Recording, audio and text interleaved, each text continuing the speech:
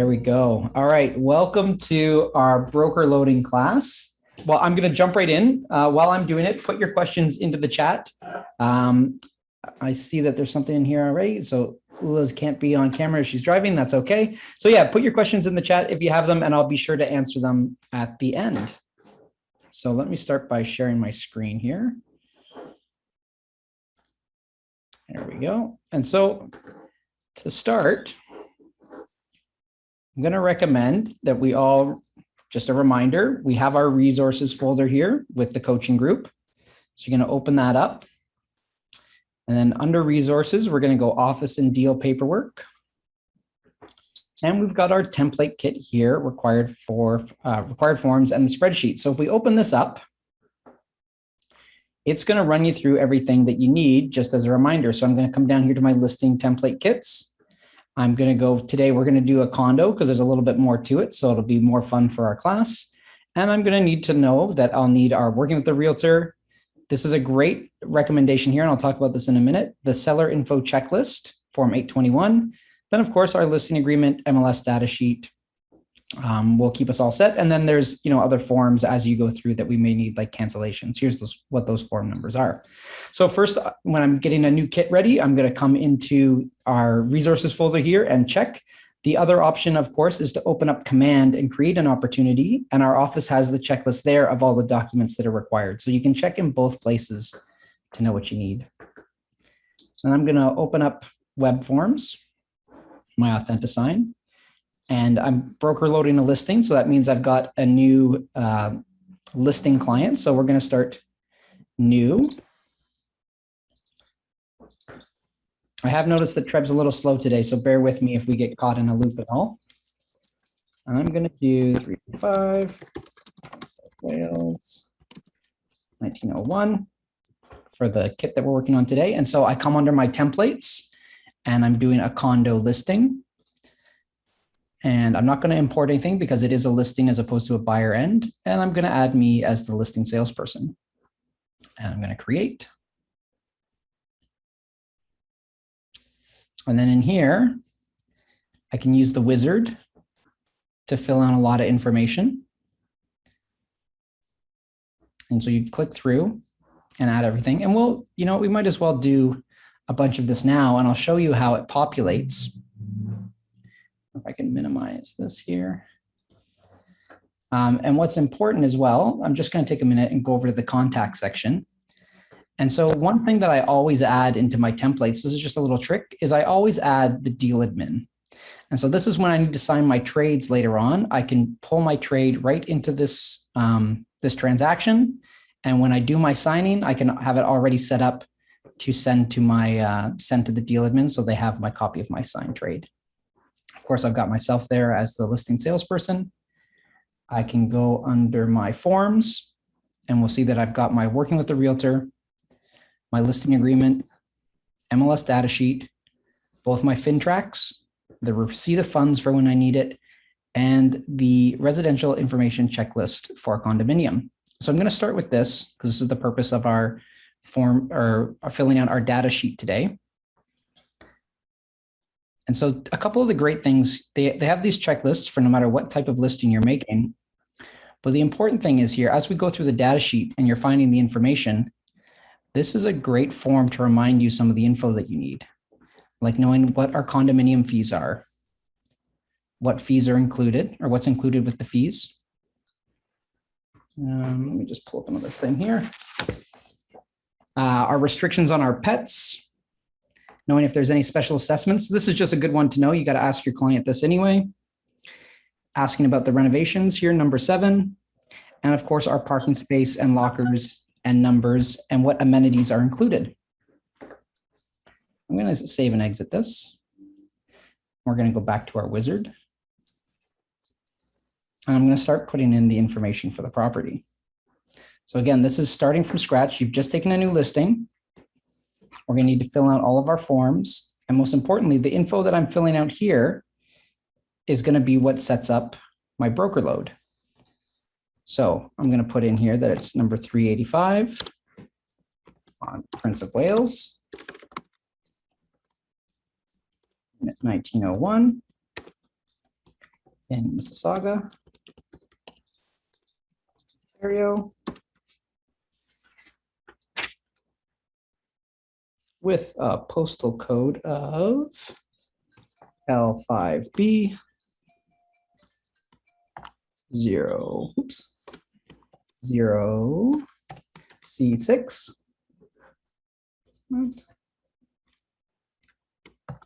L5B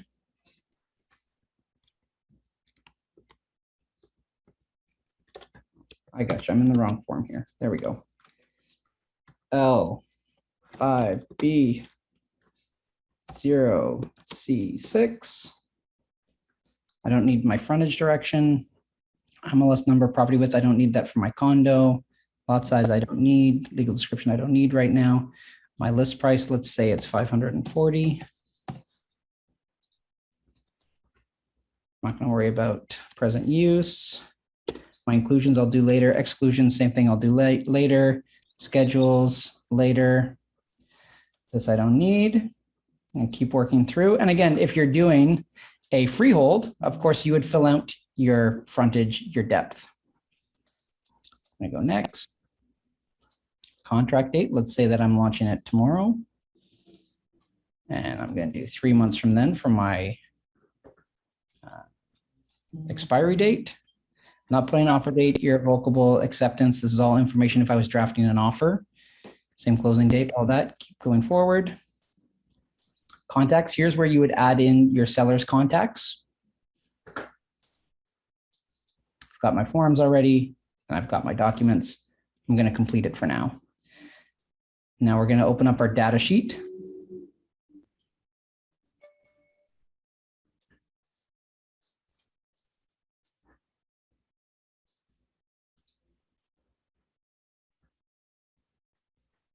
Sometimes Transaction Desk can be a little slow.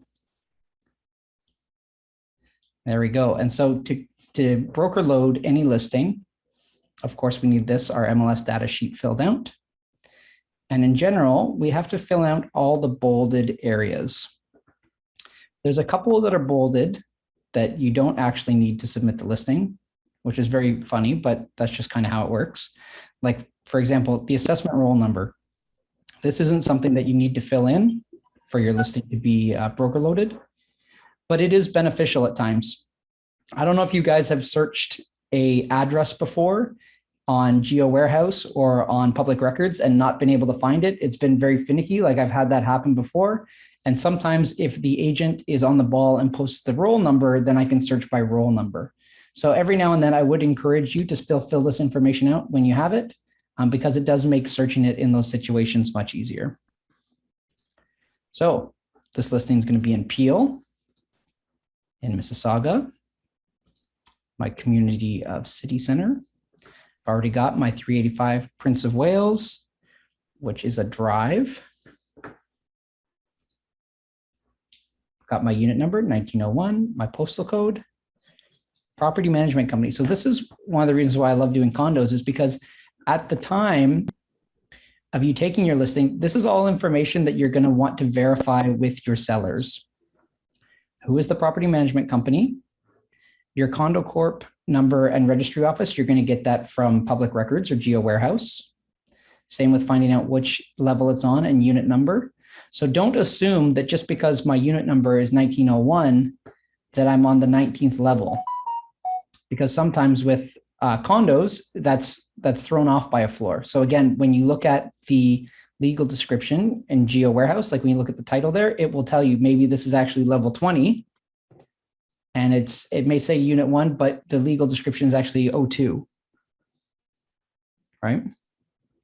So for this case, it actually is correct. It's 19 and 01.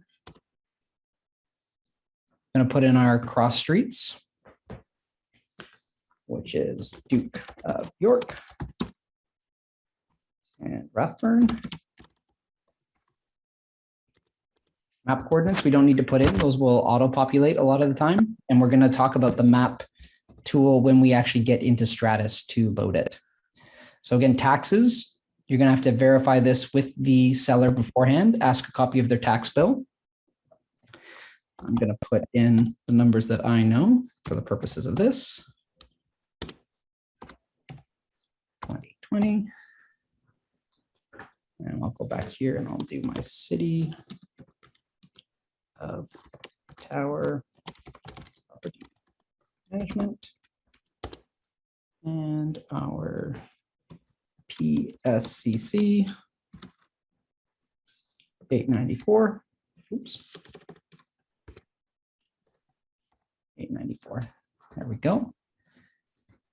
So possession date. Say I know with my guys that ideally we're looking at a October 15th, let's say 14th closing. And possession remarks, I can put in here 60 days, TBA. TBA is always to be arranged. So when you're filling out this information, it's all going to depend on how your conversation goes with your seller. What are they looking for in terms of a closing date? Do they want us? Is there a specific date in mind, or are they very flexible? And if they're very flexible, then I try to limit the information here, or I try to show that it's very flexible. So I don't have a random buyer looking and being like, oh, well, you know, I really need to be in by September 15th. So I don't want to have this information in there. Just my 60 days to be arranged. Holdover, we always do 90 days.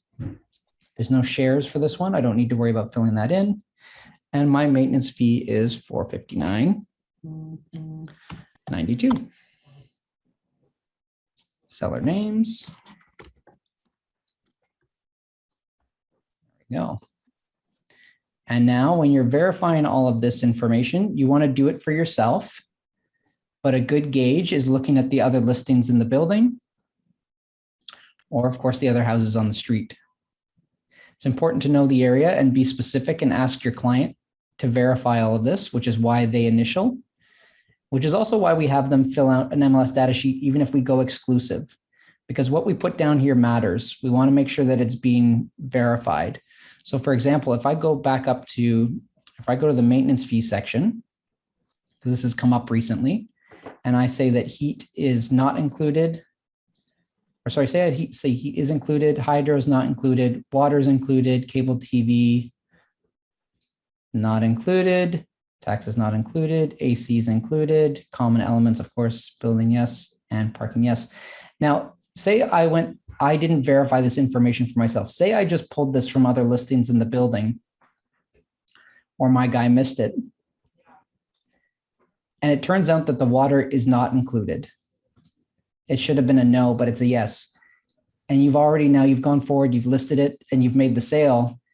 Your seller just agreed to sell a property that included all the water bills, but they are actually not included, right? That's a big problem for your seller. So it's very important that we always verify these things. And I know that status certificates sometimes don't get ordered till afterwards, or you don't review them till the time it comes out. But we need to make sure that we're verifying that. And so verifying it with your client, making sure that they know, comparing it against the other listings that are selling, just so that you can see like, hey, is everybody on the same page about what's included and what's not included? And if there's any discrepancy, just making sure that you get that right. Because what I'm driving home here is we want to be, or we need to be accurate with everything that we're putting on our listings, because that's what we're selling at the end of the day. So coming back up through, I'm just going to get all of this filled out so that we can go ahead and actually do the broker load. So we're going to do condo apartment. It's one story, so we're going to do apartment. The exterior is concrete. Garage type is underground. There's one parking space. There is surface as well. No total parking spots, it's just the one. Parking type is owned. Exposure, we are northeast. And there is no balcony. Again, special designation, unknown. We're not heritage or anything like that. My square footage, 600 to 699. Square footage source, I'm going to do impact. I've got everything here correct. Rooms, I'm going to say 5 rooms. 1 bedroom, 1 kitchen, 2 4-piece bathrooms. Actually, let's be accurate. This is a 1 bedroom place, so we've got 1 4-piece. No family room, no basement, no fireplace. Heat source is gas. It is forced air. There is air conditioning. There is ensuite laundry.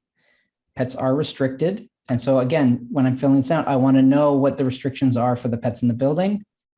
Ask your client, they should know, but order your status certificate beforehand. I know sometimes when we get back to a slower market, I'll put it this way, when we get back to a slower market, we might not order our status certificates as early because we're worried about them expiring. But in this market, typically, I suggest you order your status certificate beforehand. Our locker is owned. We're going to fill out all of our room details and fill out all of our remarks. And just so you know, like mine auto-populates this way, I've got to get it fixed somewhere, that when you try to upload this directly to Treb, there's some formatting things that it won't like. Like if you have brackets there, or if you put a decimal in the price tag, you'll find those little errors pop up. Whenever you find an error, just correct it. Uploaded me twice.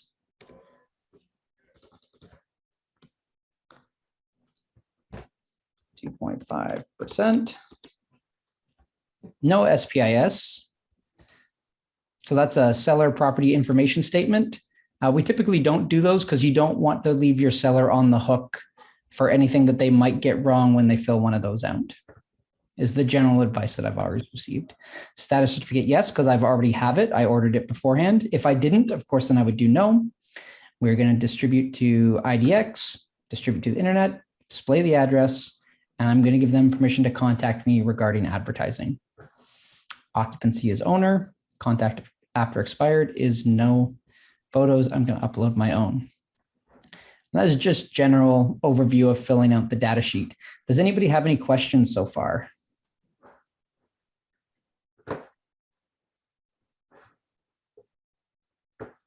No, everybody's good? Pretty straightforward? Okay. So now that it's completed, there's an option here to upload the listing. So previously, when I wasn't as wise a man, I didn't know that this was an option, because before I wasn't always using Authentisign. It's only been 2 years now that we've been using this. Prior, we did a lot of things manually, or we were using DocuSign.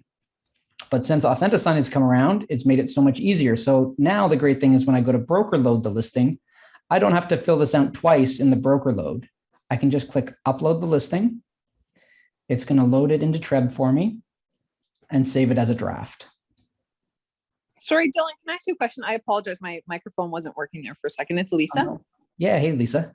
Hi. Okay. So when someone has a condo and say that they've purchased a parking spot after the fact, so it has its own separate like legal description and stuff like that, how do you, and say it has its own maintenance fee. So like 2 separate things, but sold as one. How do you, do you just put that in the description? Like, where do you put that information? That's a great question. So I would probably say, and maybe check with the broker hotline to see if there's a better suggestion. But what I would do is are you adding on a parking space? So there's now 2 total, or is it just there was none before and now there's 1? So the original property didn't come with a parking spot, but the owner had purchased a parking spot during their ownership of the unit. Yep. So now they want to sell the parking spot and the unit as one. Perfect. So what I would do is when I'm advertising here, I would advertise still that I'm selling a parking spot. Yep. And what you could do is you could take, if they're getting 2 bills for their maintenance fees, you could have the 1 bill, and then I would add whatever the other bill is, so that here would be the grand total. So say it's another $50 a month in maintenance fees for the parking spot. I would write $509.92.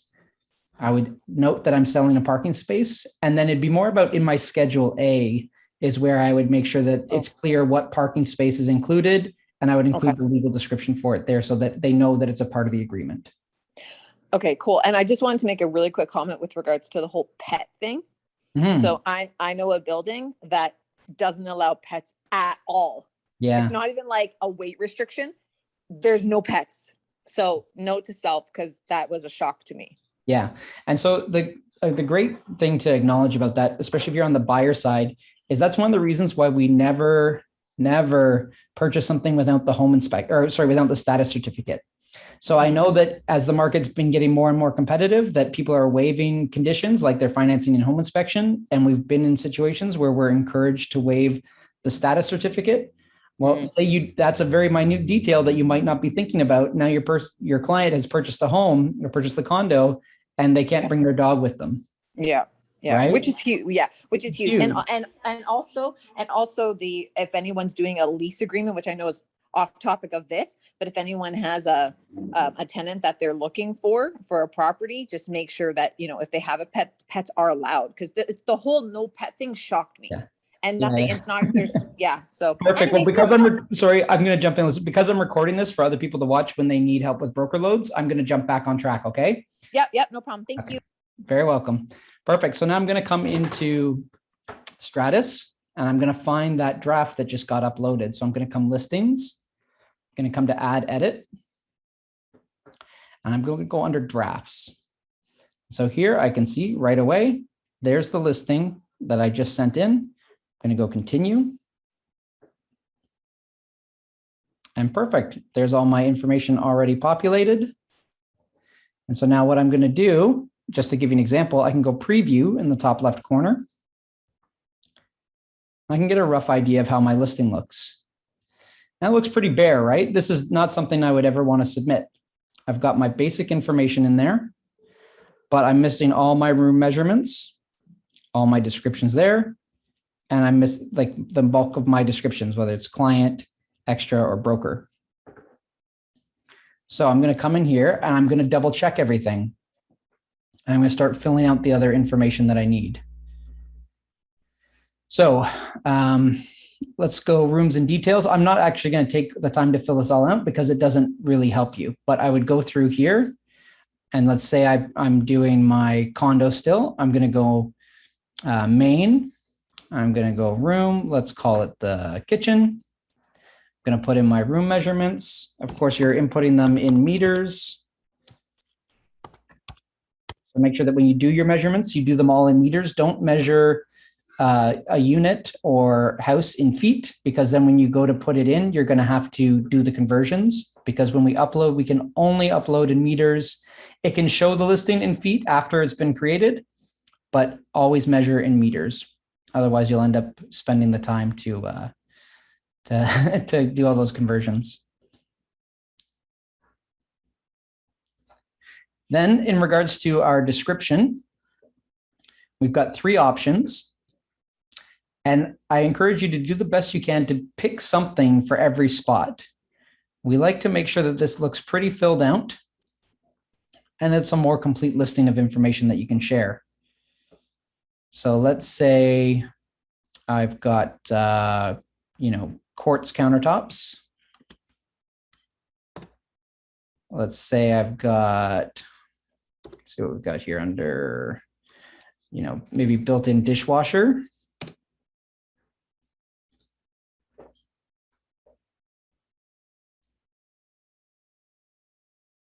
And let's go up to see if we've got a backsplash. And then sometimes when it gets to bedrooms, it can get a little trickier. Maybe you don't have a lot of information for a bedroom. Usually your master, you're pretty safe because a lot of the time there's en-suites that you can share. So 4-piece ensuite. Large windows, double closets, the flooring type. So hardwood floors, laminate flooring. And then views is always a good one to add. Is it north exposure, south exposure? Which way is it facing? Overlooking a backyard, overlook dining room. That wouldn't be our bedroom typically, but taking advantage of any of these. And so I encourage you to go through the list and find them, because if you look through listings and you see the people that didn't fill these out, they look very bare. It doesn't look very enticing. So let's say that this one's got a southeast view and hardwood floors. There we go. I tend to like, especially if it's a well done place, house or condo, and there's been updates, I like to organize my floors consistently. So if it's hardwood floors throughout all of it, I usually do them all in the same column. That way it shows off that the whole house is hardwood floor. If my floors aren't great, then I usually interchange it a little bit. So it's not quite as obvious. Like I don't want to have the whole thing same broadloom all in a row. I'll mix and match it down if I can. Going to fill out all of our comments and extras, broker remarks. So when you're writing up your comments, think what's going to make this stand out for somebody. What are the features that you want to highlight? Sometimes it's area that you want to focus on. Sometimes it's renovations. Our extras, this is where we typically include everything that comes with the house. So all your appliances, the window coverings, the electrical light fixtures. And just remember, anything that you put in here, a buyer agent is typically going to add into their offer and state that it's in good working order. So if there's something that isn't in good working order and you're nervous about it, either don't include it in your extras or make a note somewhere that it's in as-is condition. And for our broker remarks, this is where we're going to put in stuff like attach our Schedule B. If there's any showing restrictions that you want to outline, make sure that you put them in here as well. If it's easy to show, I always highlight, easy to show. If there's an offer date, this is where we're going to put it in our broker remarks. And I usually add in my email, send all offers to, Dylan@myrealtyteam.ca. And if there's any other pertinent information, like you need 24-hour irrevocable, no showings on Tuesdays, this is the spot where we're going to want to fill that out. And then coming down to the map, it didn't auto-populate where this condo is. So I'm going to start looking around.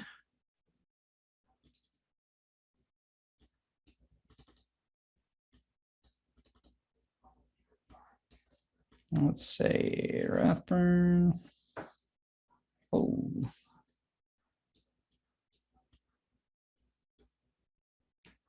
Zoom out.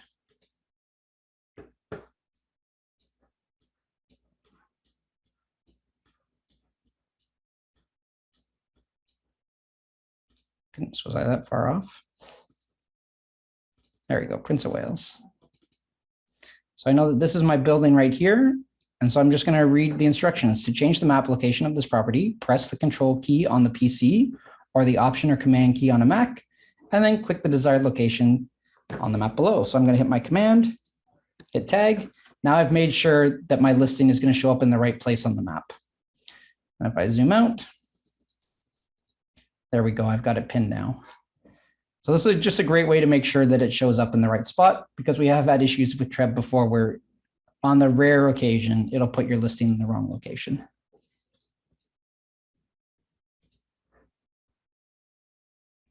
Yeah, and that's a great note, Michelle, that you can put, if you've got those map coordinates, you can put them in and it'll also help put it in the right spot. This is where we're going to upload all of our photos. For example, let's go.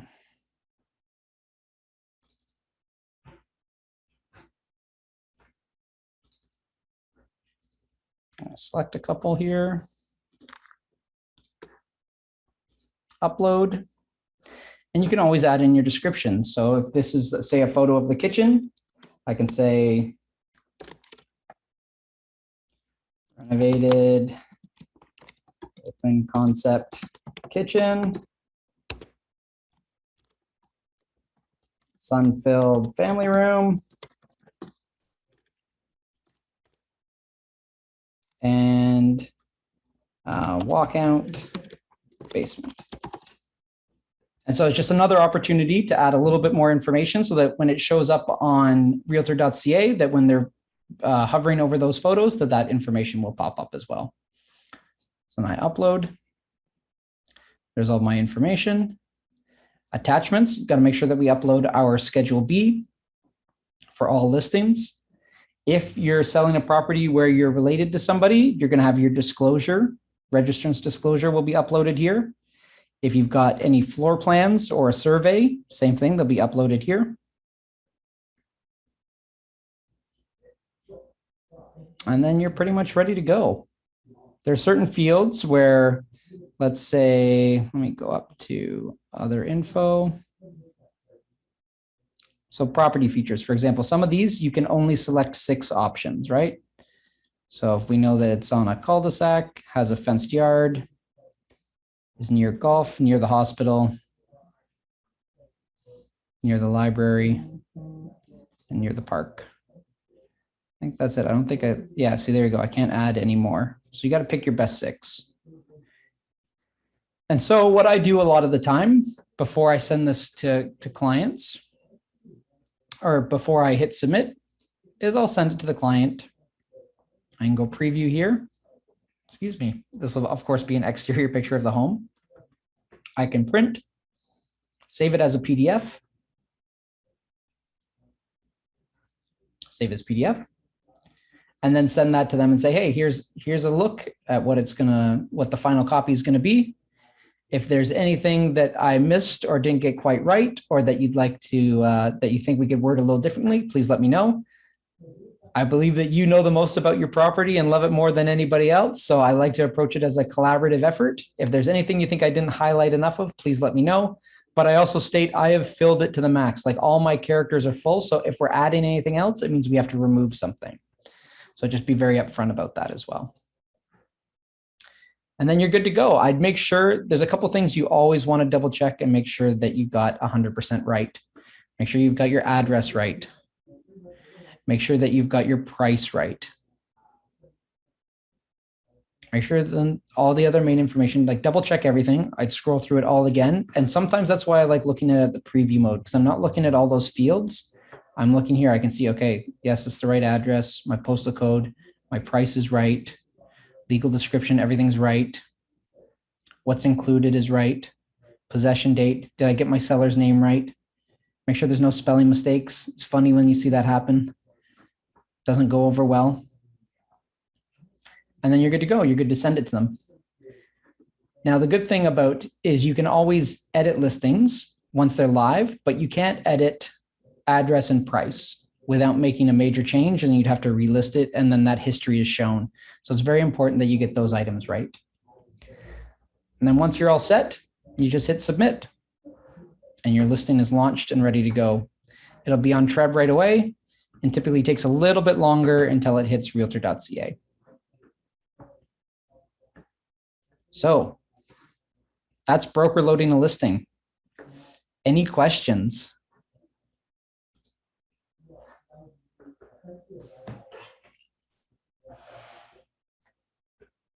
Oh, come on, you're a chattier group than this, guys. What did you think? Did it seem pretty straightforward? Is there anybody that hasn't broker loaded a listing yet or hasn't done one in a while?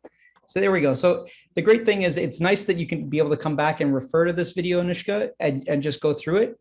The important thing that I would stress is it's all about getting set up from the get-go, right? Having your transaction kit ready to go, having your MLS data sheet filled out, and then making sure that you get all that information from your clients up front. So again, if it's a condo, verifying what the maintenance fees are, what's included in it, who's the property management company, what's their phone number. Property taxes are a big one. You need to verify that for your freehold homes as well. The great thing with launching listings is you can get a lot of information from various sources that you don't need to get from your seller, so you can be prepared without having to get everything from them. But those key items that I mentioned all need to be verified with your client. And then from there, the important thing is just taking the time to fill out the MLS data sheet. And then when you hit that upload button, it saves you the step of re-entering it into MLS. I'm going to share the screen again for a second, just to show you the other way. If for some reason you couldn't get it to work through Authentisign to send it, first, there's a couple things that will stop you from doing it. If any of these fields, if any of the mandatory fields aren't completed, you won't be able to send it. Like you notice, I didn't fill out a lot of that information down below. but because it wasn't required, I was still able to send it to MLS. I was still able to send it to Stratus, sorry. But if I'd missed any of these things, it wouldn't have let me send it through. The other thing is now that we've sent it, it auto-filled in this MLS number. I won't be able to send it again because this is here. So if you're trying to relaunch an old listing and that little square up top here doesn't show upload listing, it's because either something hasn't been filled out in a mandatory field or this MLS number got added in by default. So I'm going to go save and exit. And let me just move this Zoom thing for a second. If I go back to the data sheet,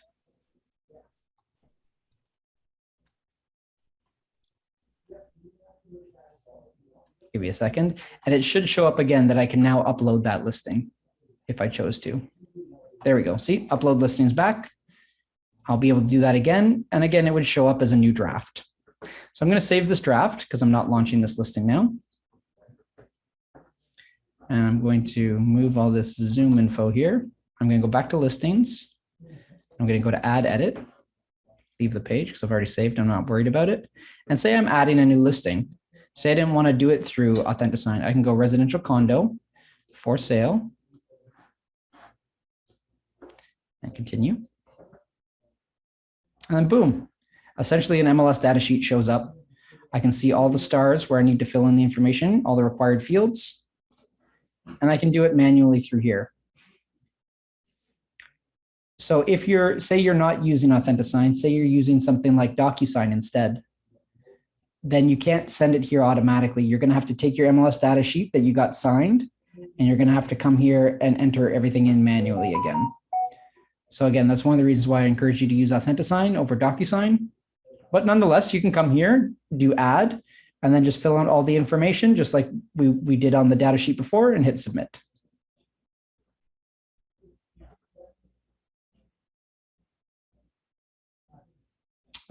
Okay, just checking the chat here. So when we download oh yeah, we'll upload the video to YouTube later this evening. And Alyssa, if you have a status certificate on hand, do you state that in the broker notes that's available to share at no charge? Absolutely. I always note in there that I have that I already have the status certificate and to email me to request it. And the reason I do that is because I want them reviewing it prior to my offer night, so that hopefully I can get that condition removed from the offers when we're in our negotiations. So I'm more likely to get a firm offer. But if an agent's on the ball, they're going to see that you check that on the box as well, right? Like if I go back to the other one that we created. So if I want to find it, I go under drafts. I'm going to go to the Prince of Wales one. Uh-oh. My Treb seems to be freaking out. Give me a second here. Add edit, drafts. There we go. Continue. And you remember I checked down at the bottom that we've already got our status certificate.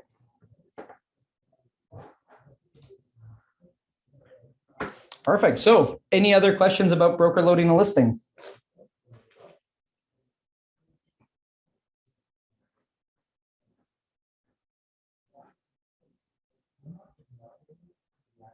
All right, guys. Well, if you don't have any questions, we'll call it quits for the day. If you haven't broker loaded a listing, I encourage you to give one a try.